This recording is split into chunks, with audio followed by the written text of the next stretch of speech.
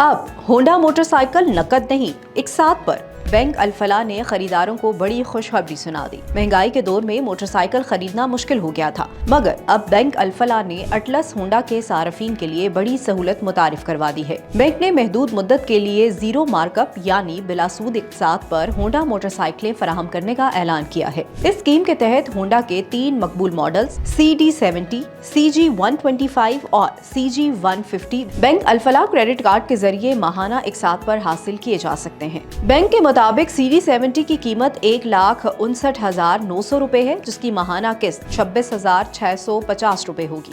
CG125 की कीमत 2,38,500 रुपए और किस्त 39,750 रुपए माहाना रखी गई है, जबकि CG150 की कीमत तकरीबन 4,59,900 रुपए है, जिसे 76,650 रुपए माहाना इक़्तिसाद पर खरीदा जा सकता है। अगरचा स्कीम में कोई मार्कअप शामिल नहीं, ताहम प्रोसेसिंग फीस और फेडरल एक्साइज ड्यूटी लागू होगी।